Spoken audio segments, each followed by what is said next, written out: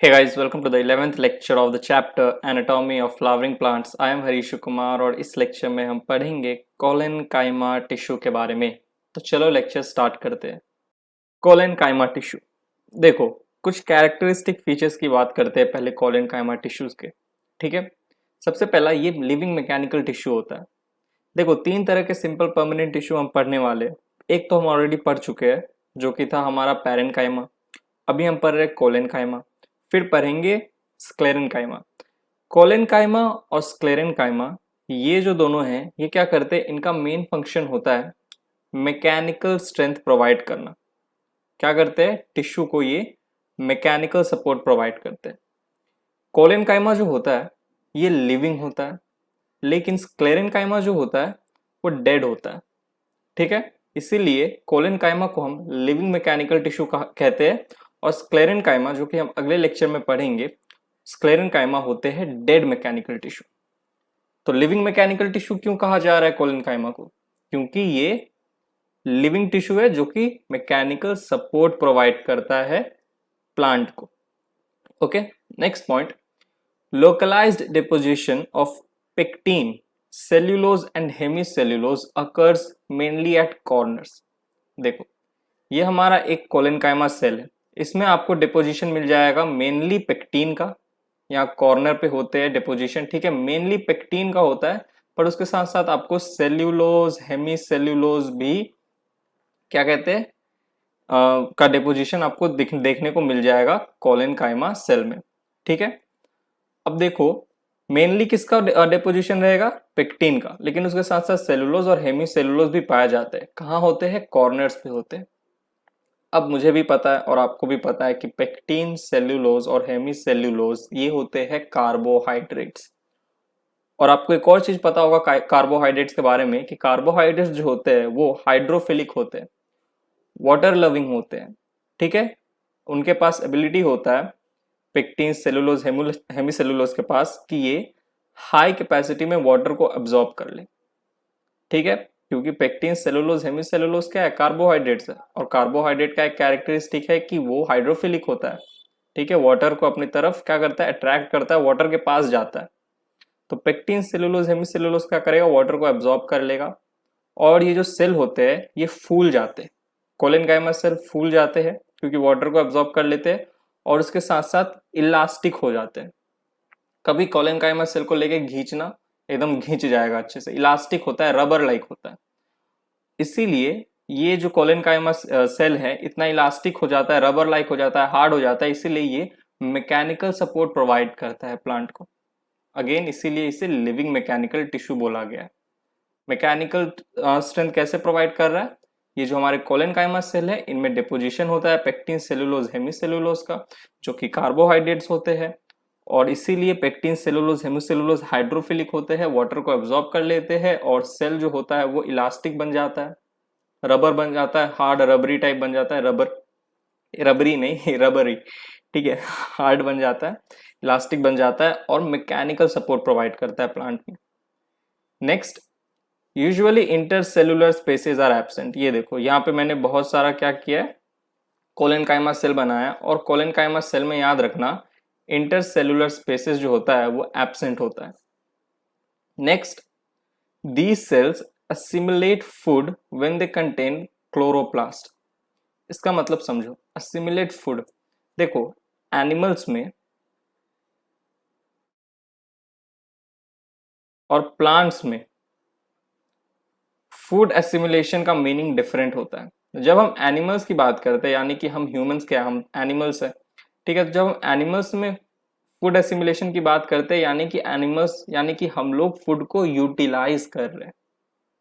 बात को समझना, in reference to animals, when we say food assimilation, it means that we humans are utilizing the food, okay? But plant के case में जब हम assimilate की बात करते हैं, फूड एसिमिलेशन की बात करते हैं, इसका मतलब होता है फूड का फॉर्मेशन होना। तो ये जो सेल्स होते हैं, दीज सेल्स कोलेनकाइमा टिश्यू यानी कोलेनकाइमा सेल्स प्लांट में होते हैं और फूड एसिमिलेट करने में मदद करते हैं, यानी कि फूड का फॉर्मेशन करने में मदद करते हैं when they contain chloroplast। तो क्लोरोप्लास्ट होता है कोलेनकाइमा सेल में, और इसीलिए ये जो सेल होते हैं ये फूड को एसिमुलेट करते हैं, यानी कि फूड का फॉर्मेशन करते हैं, और इसी प्रक्रिया को कहा जाता है परिक्रिया को कहा जाता है photosynthesis. The process of food formation in plants is known as photosynthesis. तो कोलेनकाइमा का एक और फंक्शन हो गया क्या, एक तो वो मैकेनिकल सपोर्ट प्रोवाइड कर रहा था, मैकेनिकल फंक्शन करा रहा था, दूसरा वाइटल फंक्शन भी कराता है, यानी कि फूड का फॉर्मेशन भी कराता है हमारा ये कोलेनकाइमा टिश्यू। फोटोसिंथेसिस कराता है व्हेन दे कंटेन क्लोरोप्लास्ट। तो एसिमुलेट फूड का मीनिंग प्लांट और एनिमल में डिफर हो जाता है। प्लांट में एसिमुलेशन का मतलब, फूड एसिमुलेशन का मतलब फूड फॉर्मेशन, और एनिमल में फूड एसिमुलेशन का मतलब क्या, फूड का यूटिलाइजेशन। चलो शेप की बात करें अगर हम कोलेनकाइमा टिश्यू की, यानी कोलेनकाइमा सेल की, it is made up of more or less elongated cells. Elongated cells होते हैं, ठीक है, लंबे लंबे इलोंगेटेड होते हैं। बट इन ट्रांसवर्स सेक्शन, जब हम इन सेल का ट्रांसवर्स सेक्शन देखते हैं तो सेल्स अपीयर्स ओवल, स्पेरिकल या राउंडेड और पॉलीगोनल इन शेप। इसका मतलब समझो, अब मैं कैसे समझाऊं, लगता है कोई आया है, बेल बज रहा है। नहीं, ये देखो, इस चीज को समझो। मानो ये हमारा क्या है, ये हमारा कोलेनकाइमा टिश्यू है, इलोंगेटेड फॉर्म में, इलोंगेटेड है, ठीक है, इलोंगेटेड है। अब मैं इसको यहां से काट दूं तो तुम्हें कुछ ऐसा दिखेगा। अब ये ऐसा दिखेगा, कैसा, अपीयर ओवल, स्पेरिकल या राउंडेड, ठीक है, ऐसे इलोंगेटेड है, ठीक है, हमारा जो शेप है इलोंगेटेड है। लेकिन अगर मैं इसको यहां से बीच से काटूं, बीच से काटूं, ट्रांसवर्स सेक्शन दिखाऊं तुम्हें, तो कैसा दिखेगा, राउंडेड दिखेगा, ठीक है। तो collenchyma cell, it is made up of more or less elongated cells, but in transverse section cells appears oval, ठीक है, स्पेरिकल और राउंडेड या पॉलीगोनल होते हैं शेप में। पॉलीगोनल मतलब एंगुलर होते हैं, एंगुलर सेल, जैसे कि देखो ये इस तरीके से ऐसे एंगल्स होता है, ये एक सेल है, ठीक है, एंगुलर है, एंगल प्रेजेंट है, और आपको दिख जाएगा, एक मिनट जूम कर देता हूं, और आपको देखो एंगल में कॉर्नर पे आपको डिपोजिशन भी दिख जाएगा, जो मैंने ऊपर में यहाँ पे शो किया था, डिपोजिशन, ठीक है। तो एंगुलर होते हैं इस तरीके के, पॉलीगोनल इन शेप, यानी कि एंगुलर सेल्स होते हैं। उसके साथ साथ राउंडेड, स्पेरिकल और ओवल भी होते हैं, ठीक है। एनसीईआरटी में ये इमेज दिया है, फिगर दिया है पेज 86 पे, जिसमें पॉलीगोनल शेप दिखाया गया है कोलेनकाइमा सेल का। यहाँ पे थिक एंड कॉर्नर्स है, थिक एंड कॉर्नर्स क्यों, क्योंकि यहाँ पे डिपोजिशन है किसका, पेक्टिन, सेलुलोज, हेमीसेलुलोज का, मेनली किसका, मेनली पेक्टिन का। प्रोटोप्लाज्म है, ओके, बीच में एक वैक्यूल प्रेजेंट है, यहाँ पे बड़ा सा वैक्यूल, और यहाँ आपका cell wall, cell wall, cell wall पे आपको क्या दिख जाएगा, सेल वॉल पे कॉर्नर पे आपको डिपोजिशन दिख जाएगा, पेक्टिन, सेलुलोज और हेमीसेलुलोज का। तो यहाँ पे हमने कोलेनकाइमा टिश्यू की कैरेक्टरिस्टिक और शेप की बात की। चलो तो moving on to the next slide, कुछ और चीजें जानते हैं कोलेनकाइमा टिश्यू के बारे में। चलो अब बात करते हैं अकरेंस की, कि कहाँ कहाँ पे ये कोलेनकाइमा टिश्यू देखने को मिलता है, प्लांट में कहाँ कहाँ पे आपको दिख जाएगा। पहली बात तो ये चीज याद रखना, collenchyma is not an universal tissue. देखो, पैरेनकाइमा एक यूनिवर्सल टिश्यू है, प्लांट के सभी पार्ट में देखने को मिल जाएगा। स्टेम ले लो, लीफ ले लो, रूट ले लो, फ्लावर ले लो, और क्या था, फ्रूट ले लो। प्लांट के ये पांचों पार्ट में आपको पैरेनकाइमा टिश्यू देखने को मिल जाएगा, इसलिए हम कह देते हैं कि पैरेनकाइमा टिश्यू यूनिवर्सल टिश्यू है। But collenchyma is not an universal tissue, ये प्लांट के सारे पार्ट में देखने को नहीं मिलता। कहाँ कहाँ देखने को मिलता है उसकी चर्चा करते हैं। तो it is found in the stems of herbaceous dicots. Herbaceous dicots में आपको देखने को मिल जाएगा। हर्बेशियस डाइकॉट्स यानी कि green dicot stem. Green dicot stem, मैंने आपको कहा था डाइकॉट स्टेम, डाइकॉट दो तरह के होंगे, एक होगा यंग डाइकॉट स्टेम, एक होगा ओल्ड डाइकॉट स्टेम। अब ये किस बेसिस पे हम यंग एंड ओल्ड बोल रहे हैं, मैंने आपको एक लेक्चर में समझाया था, अगर आपको याद हो तो। Young dicot stem green colour का होता है, और उस यंग डाइकॉट स्टेम में अगर सेकेंडरी ग्रोथ हो जाए, वुड का फॉर्मेशन हो जाए, सेकेंडरी जाइलम यानी कि वुड का फॉर्मेशन हो जाए, तो वो जो स्टेम है, वो जो यंग स्टेम है, वो अब ओल्ड स्टेम हो जाएगा। तो ओल्ड स्टेम कैसा होता है, वुडी होता है, सेकेंडरी ग्रोथ हुआ रहता है, ठीक है, वुडी रहता है इसीलिए। पर यंग स्टेम जो होता है, young stem is a dicot, young dicot stem is a dicot stem which is before secondary growth. Let me right it down for you. Young dicot stem, old dicot stem. Young dicot stem कैसा है, green है, old dicot stem कैसा है, woody है, wood colour woody, ठीक है। ये आपका बिफोर सेकेंडरी ग्रोथ, आफ्टर, ए मतलब आफ्टर सेकेंडरी ग्रोथ। जैसी सेकेंडरी ग्रोथ हो जाएगा, secondary growth, after secondary growth, जैसी सेकेंडरी ग्रोथ हो गया, सेकेंडरी जाइलम का फॉर्मेशन हो गया, यानी कि वुड का फॉर्मेशन हो गया, तो उसे हम कहेंगे old dicot stem. Young dicot stem green होते हैं और ये before secondary growth, secondary growth से पहले यंग डाइकोट स्टेम कैसे होते हैं, ग्रीन होते हैं। तो इन्हीं ग्रीन डाइकोट स्टेम में आपको मिल जाएगा क्या, कोलेनकाइमा टिश्यू। चलो ओके। अब एक और चीज याद रखना, जो ग्रीन डाइकोट स्टेम है इसमें आपको क्या, इसी को हम क्या करें, हर्बेशियस करें। हर्बेशियस मतलब क्या, ग्रीन। इसमें आपको कोलेनकाइमा टिश्यू देखने को मिल जाएगा। अब ये जो कोलेनकाइमा टिश्यू होते हैं ना, ये जो ग्रीन डाइकोट स्टेम है, पतले पतले डाइकोट स्टेम, इनको मैकेनिकल स्ट्रेंथ प्रोवाइड करते हैं। क्योंकि देखो ओल्ड डाइकोट स्टेम में तो वुड का फॉर्मेशन हो गया, तो उसको तो सेकेंडरी जाइलम में वुड का फॉर्मेशन हो गया, तो मैकेनिकल सपोर्ट मिल ही गया। लेकिन जो ग्रीन डाइकोट स्टेम होते हैं यंग वाले, ये तो बड़े पतले से होते हैं। इन्हीं ग्रीन डाइकोट स्टेम में प्रेजेंट होता है कोलेनकाइमा टिश्यू, और इन ग्रीन डाइकोट स्टेम को कोलेनकाइमा टिश्यू मैकेनिकल स्ट्रेंथ देता है। ठीक है, mechanical strength. Old dicot stem में तो वुड है, वुड ये काम कर देगा, ठीक है, वुड क्या करेगा, मैकेनिकल स्ट्रेंथ दे देगा। लेकिन यंग डाइकोट स्टेम में तो वुड नहीं है। यंग डाइकोट स्टेम में कौन मैकेनिकल स्ट्रेंथ प्रोवाइड कर रहा है, ये कोलेनकाइमा टिश्यू।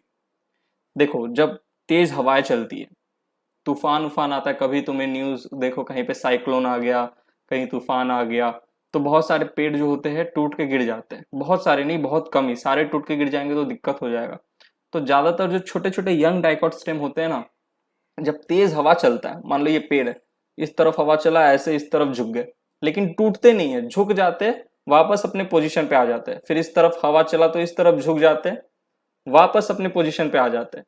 तो जब इस तरफ झुकते हैं लेकिन टूटते नहीं है, क्यों नहीं टूट रही है ग्रीन डाइकोट स्टेम, क्योंकि इनमें क्या प्रेजेंट है, कोलेनकाइमा टिश्यू प्रेजेंट है, जो कि इनको मैकेनिकल स्ट्रेंथ दे रहा है। और हमने अभी पढ़ा था जो कोलेनकाइमा सेल होते हैं वो कैसे होते हैं, इलास्टिक होते हैं, क्योंकि उनमें डिपोजिशन होता है पेक्टिन, सेलुलोज, हेमिसेलुलोज का, जो कि कार्बोहाइड्रेट होते हैं, वाटर को एब्जॉर्ब कर लेते हैं और सेल को इलास्टिक बना लेते हैं। तो इसीलिए जब इस तरीके, और इलोंगेटेड सेल होता है हमारा, इलोंगेटेड सेल होता है कोलेनकाइमा सेल, अभी आपको पढ़ाया था शेप। तो जैसे ही इस तरफ झुकता है प्लांट, तो जो इलोंगेटेड कोलेनकाइमा सेल होते हैं वो और इलोंगेट हो जाते हैं, इलास्टिक होते हैं ना, इसीलिए इलोंगेट हो जाते हैं, लेकिन टूटते नहीं है, रबरी होते हैं, इलास्टिक होते हैं, पर टूटेंगे नहीं। झुकेंगे लेकिन टूटेंगे नहीं, समझा? झुक जरूर जाएंगे लेकिन टूटेगा नहीं, झुकेगा पर टूटेगा नहीं। ये है क्या, ये हमारा एक कोलेनकाइमा टिश्यू हो गया, ठीक है, जो कि ग्रीन डाइकोट स्टेम में होता है। चलो अब देखो, ये जो ग्रीन डाइकोट स्टेम में इधर एज अ होमोजेनस लेयर पाए जाते हैं, जैसे कि सनफ्लावर स्टेम में, और इन पैचेस जैसे कि कुकुरबिटा स्टेम में। अब इसका मतलब समझो, होमोजेनस लेयर में और पैचेस में किस तरीके से पाए जाते हैं। यहाँ पे मैंने सनफ्लावर स्टेम का ट्रांसवर्स सेक्शन बनाया, ठीक है। सबसे आउटर लेयर आपको एपिडर्मिस मिल जाएगा, उसके अंदर जस्ट अंदर आपको मिल जाएगा हाइपोडर्मिस। ये हाइपोडर्मिस में ऐसे ऐसे आपको ग्रीन कलर का ये दिख रहा है, ये जो मैंने ऐसे ऐसे बनाया ग्रीन कलर का, ये है हमारा कोलेनकाइमा टिश्यू, ठीक है। देखो जूम कर देता हूँ, एपिडर्मिस, ठीक है, हमारा सनफ्लावर स्टेम का। अंदर में यहाँ पे ये हाइपोडर्मिस, हाइपोडर्मिस में ये इस तरीके से जो ग्रीन मैंने आपको होमोजेनस लेयर एकदम होमोजेनस मैनर में प्रेजेंट है, क्या, कोलेनकाइमा टिश्यू, ठीक है। लेकिन कुकुरबिटा स्टेम में क्या होता है, कुकुरबिटा स्टेम का अगर मैं ट्रांसवर्स सेक्शन लूं तो इसमें ये हमारा एपिडर्मिस है बाहर, और अंदर में हाइपोडर्मिस में यहाँ पे ऐसे प्रेजेंट होता है क्या, ये ग्रीन ग्रीन कलर में अगेन जो मैंने बनाया है, क्या है वो है कोलेनकाइमा टिश्यू। देखो ग्रीन ग्रीन में जो कोलेनकाइमा टिश्यू, तो होमोजेनस लेयर, एक पूरा होमोजेनस लेयर में प्रेजेंट होता है collenchyma tissue in sunflower stem, और इन पैचेस, पैचेस के फॉर्म में, देखो पैचेस के फॉर्म में प्रेजेंट होता है इन कुकुरबिटा स्टेम। तो जो हाइपोडर्मिस होता है ना, हमारा जो स्टेम है, डाइकोट स्टेम का जो हाइपोडर्मिस है, हाइपोडर्मिस में याद रखना, हाइपोडर्मिस में पाया जाता है कोलेनकाइमा टिश्यू। और जो सनफ्लावर स्टेम का जो हाइपोडर्मिस है उसमें होमोजेनस लेयर मैनर में प्रेजेंट होता है, और जो हमारा कुकुरबिटा स्टेम का जो हाइपोडर्मिस है उनमें ऐसे पैचेस के फॉर्म में प्रेजेंट होता है, क्या, कोलेनकाइमा टिश्यू। चलो next, eight the margin of leaf lamina and petiole of leaves, ये जो हमारा लीफ का जो पेटियोल है यहाँ पे प्रेजेंट होगा पेटियोल में, और जो लीफ लैमिना है इसके मार्जिन पे प्रेजेंट होता है कोलेनकाइमा टिश्यू। इसीलिए देखना जब तेज हवा चलता है तो जो लीफ लैमिना होता है वो भी नहीं टूटता है, लीफ कभी ऐसे आधा नहीं टूटता है। देखना लीफ अगर कभी तुम देखे होगा ना, लीफ अगर टूटता है तो या तो वो सीधा यहाँ पेटियोल से टूटता है, लेकिन कभी ऐसा नहीं देखोगे एक लीफ है उसका आधा हिस्सा टूट के ऐसे जमीन पे गिरा होगा, ऐसा तुम कभी नहीं देखोगे। क्यों? क्योंकि मार्जिन पे प्रेजेंट होता है कोलेनकाइमा टिश्यू, और ये कोलेनकाइमा टिश्यू क्या करता है, मैकेनिकल स्ट्रेंथ प्रोवाइड करता है लीफ को। बहुत इलास्टिक होता है, ठीक है, पत्ता ऐसे ऐसे होगा ऊपर नीचे लेकिन टूटेगा नहीं। क्यों? क्योंकि कोलेनकाइमा टिश्यू है। पेटियोल, कभी बैनियन ट्री होता है ना, पीपल का पेड़, क्या करना, उसके पत्ते को लेना, पेटियोल को लेना, ऐसे मोड़ के देखना, तोड़ के देखना, बहुत इलास्टिक होता है, जल्दी टूटता नहीं है, तुमको ऐसे पकड़ के खींचना पड़ेगा, पूरा दम लगा के खींचना पड़ेगा, तब पत्ता टूटेगा, तब ये पेटियोल यहाँ से ब्रेक होगा। क्यों? क्योंकि यहाँ पे प्रेजेंट होता है क्या, कोलेनकाइमा टिश्यू। ऐसे ऐसे तुमको ऊपर नीचे करके ऐसे पत्ता को तोड़ना पड़ेगा, क्योंकि बहुत इलास्टिक होता है petiole, because of the presence of collenchyma tissue in the petiole of leaves and at the margins of leaf lamina. चलो, एब्सेंट इन मैच्योर और woody part plants, woody plant parts. Woody plant part जो होता है, जैसे हमारा जो old dicot stem हो गया, ओल्ड वुडी वाला जो डाइकॉट स्टेम हो गया, वुडी प्लांट पार्ट्स, उसमें एब्सेंट होता है कोलेनकाइमा टिश्यू। तो एब्सेंट इन मैच्योर और वुडी प्लांट पार्ट्स। चलो, तो moving on to the next slide. हमने कोलेनकाइमा टिश्यू का अकरेंस तो देख लिया, अब कहाँ कहाँ एब्सेंट होता है वो भी एक बार देख लेते हैं। तो in monocot stem collenchyma tissue are absent. याद रखना, सिर्फ डाइकॉट स्टेम में आपको मिल जाएगा क्या, कोलेनकाइमा टिश्यू, लेकिन मोनोकॉट स्टेम में जो कोलेनकाइमा टिश्यू होता है एब्सेंट होता है। इन रूट्स की, तो डाइकॉट रूट्स की बात करो या मोनोकॉट रूट्स की बात करो, दोनों ही डाइकॉट और मोनोकॉट रूट दोनों में ही कोलेनकाइमा टिश्यू एब्सेंट होता है। देखो, मैंने आपको एक बात बताई थी अकरेंस जब मैं पढ़ा रहा था कोलेनकाइमा टिश्यू की, कि हाइपोडर्मिस में प्रेजेंट होता है, हाइपोडर्मिस में पाया जाता है कोलेनकाइमा टिश्यू। याद रखना, रूट्स में hypodermis dicot section, sorry transverse section लोगे अगर डाइकॉट रूट और मोनोकॉट रूट का, तो उसमें जो हाइपोडर्मिस होता है वो एब्सेंट होता है। अब हाइपोडर्मिस ही एब्सेंट है तो कोलेनकाइमा टिश्यू तो एब्सेंट होगा, क्योंकि कोलेनकाइमा टिश्यू कहाँ पाया जाता है, हाइपोडर्मिस में, और डाइकॉट एंड मोनोकॉट रूट में हाइपोडर्मिस ही एब्सेंट है, तो जरूरत ही नहीं है, मतलब सॉरी, तो कोलेनकाइमा टिश्यू प्रेजेंट ही कहाँ होगा। हमें पता है यूजुअली डाइकॉट स्टेम में हमने देखा था कि कोलेनकाइमा टिश्यू कहाँ प्रेजेंट था, हाइपोडर्मिस में। मोनोकॉट स्टेम में कोलेनकाइमा टिश्यू एब्सेंट होता है। रूट्स की बात करें तो डाइकॉट्स रूट, मोनोकॉट्स रूट दोनों में हाइपोडर्मिस एब्सेंट होता है, इसीलिए हमारा कोलेनकाइमा टिश्यू क्या होता है, रूट्स में एब्सेंट होता है, डाइकॉट ले लो या मोनोकॉट ले लो। क्यों एब्सेंट होता है? देखो, शूट जो होता है, डाइकॉट स्टेम जो है वो एरियल पार्ट है प्लांट का, ठीक है, एयर में एक्सपोज्ड है। जब तेज हवाएं चलती है तो जो शूट है हमारा, जो डाइकॉट स्टेम है, इधर उधर होता रहता है, ठीक है, इधर उधर होता रहता है ताकि टूट ना जाए, इसीलिए कोलेनकाइमा टिश्यू प्रेजेंट होता है जो कि मैकेनिकल सपोर्ट प्रोवाइड करता है। रूट तो जमीन के अंदर होते हैं, अंडरग्राउंड में कौन सा तेज आंधी या हवा चल रहा है, तो इसीलिए एवोल्यूशन देखो कितनी अच्छी तरीके से हुआ है। डाइकॉट स्टेम में कोलेनकाइमा टिश्यू को रखा क्योंकि पता है नेचर को कि हवा चलता है तो स्टेम टूट सकता है, इसीलिए एक काम किया कि चलो कोलेनकाइमा टिश्यू को डाल देते हैं। लेकिन नेचर को पता है कि रूट तो अंडरग्राउंड होता है, अंडरग्राउंड तो कोई हवा नहीं चलता, तो वहां पे हाइपोडर्मिस बना ही नहीं, हाइपोडर्मिस इसीलिए एब्सेंट होता है रूट में। ओके, तो रूट का, मोनोकॉट डाइकॉट रूट का जब आप ट्रांसवर्स सेक्शन लोगे तो उसमें हाइपोडर्मिस एब्सेंट होता है, और हाइपोडर्मिस में ही कोलेनकाइमा टिश्यू पाया जाता है, इसीलिए जब रूट में हाइपोडर्मिस ही नहीं है तो कोलेनकाइमा टिश्यू एब्सेंट होगा। चलो, नेक्स्ट फंक्शंस की बात करते हैं। Performs both mechanical as well as biological या वाइटल फंक्शंस। देखो, मैकेनिकल फंक्शन भी परफॉर्म करता है और बायोलॉजिकल वाइटल फंक्शन यानी कि फोटोसिंथेसिस करके फूड का फॉर्मेशन भी करता है। Provide tensile strength against bending and swaying. Mechanical function provide कर रहा है, बेंडिंग स्वेइंग, ऐसे प्लांट जो है, डाइकॉट स्टेम जो है ऐसे बेंड हो रहा है, स्वे हो रहा है तेज हवा के कारण, लेकिन टूट नहीं रहा है, क्योंकि जो कोलेनकाइमा टिश्यू प्रेजेंट है वो डाइकॉट स्टेम में, वो टेंसाइल स्ट्रेंथ प्रोवाइड कर रहे हैं डाइकॉट स्टेम को, इसीलिए भले ही बेंड हो जाएगा, स्वे हो जाएगा, ऐसे झुक जाएगा, लेकिन टूटेगा नहीं, ठीक है, बेंड हो जाएगा लेकिन टूटेगा नहीं, ब्रेक नहीं होगा।